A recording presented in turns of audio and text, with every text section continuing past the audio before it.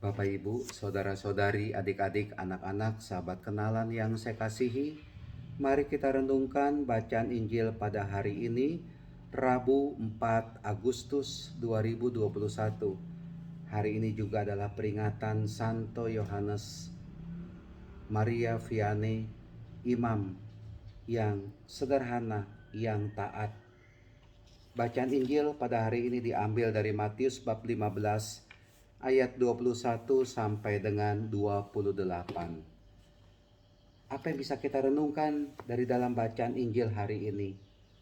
Ada seorang wanita Kanaan yang datang berseru kepada Tuhan Yesus, memohon belas kasih dari Tuhan Yesus bahwa anaknya yang perempuan kerasukan setan dan sangat menderita. Nampak kelihatannya Tuhan Yesus diam saja dengan mengatakan, Yesus sama sekali tidak menjawabnya. Lalu para murid datang dan mengatakan kepada Yesus, suruhlah wanita itu pergi, sebab ia mengikuti kita sambil berteriak-teriak. Lalu ditimpali oleh Yesus, aku diutus hanya kepada domba-domba umat Israel yang hilang. Tetapi wanita itu mendekati Yesus dan menyembah Dia sambil berkata, Tuhan, tolonglah aku. Bersembah sujud mohon pertolongan dari Tuhan Yesus. Lalu Tuhan Yesus sepertinya sengaja ini lalu mengatakan, tidak patut mengambil roti yang disediakan bagi anak-anak dan melemparkannya kepada anjing. Tapi wanita ini tetap memohon kepada Tuhan. Benar Tuhan, tetapi anjing-anjing pun makan remah-remah yang jatuh dari meja tuannya. Nah, disinilah Tuhan Yesus mulai paham, mengerti bagaimana kualitas iman si perempuan, si ibu dari Kanaan ini. Lalu dikatakan oleh Tuhan Yesus, bersabdalah Yesus kepadanya, hai ibu, sungguh besar imanmu, terjadilah bagimu seperti yang kau kehendaki. Dan seketika itu juga anaknya sembuh. Dicatat itu dalam Injil Matius bab 15 ayat 28, anaknya sembuh. Bapak Ibu, saudara-saudari yang terkasih, apa yang bisa kita renungkan di sini? Ada dua hal saya pikir. Kalau kita berdoa kepada Allah, jangan cuma berdoa sekali dua kali selesai. Kalau kita ikut Ekaristi bukan cuma sekali dua kali selesai. Bahkan ikut Ekaristi itu hanya mencari khotbahnya saja, mendengarkan khotbahnya saja. Mana khotbah yang bagus, mana khotbah yang baik. Ya itu memang hak Anda, ya. Tetapi itu mau menandakan kita belum tekun.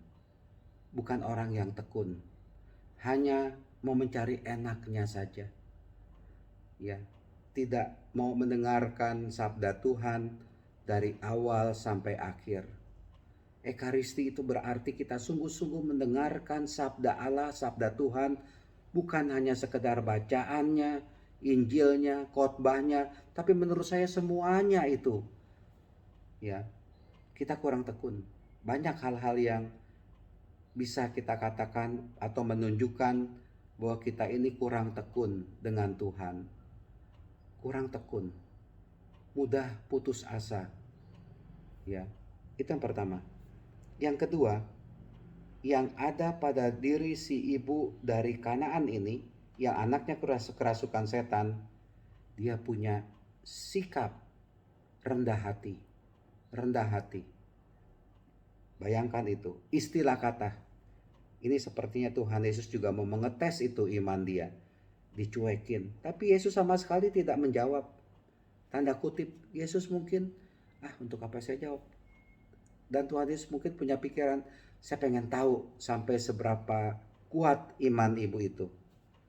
Bahkan ketika para murid itu mengatakan, suruhlah wanita itu pergi, sebab ia mengikuti kita sambil berteriak-teriak. Disuruh pergi, ya. Lalu Tuhan Yesus mengatakan, tapi si ibu itu terus mengatakan, ya, minta tolong sambil bersyukur.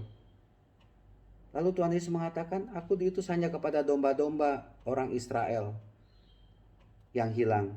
Ibu itu kemudian mendekat menyembah Yesus sambil tersungkur, "Tuhan tolonglah aku." Dengan rendah hati meminta itu.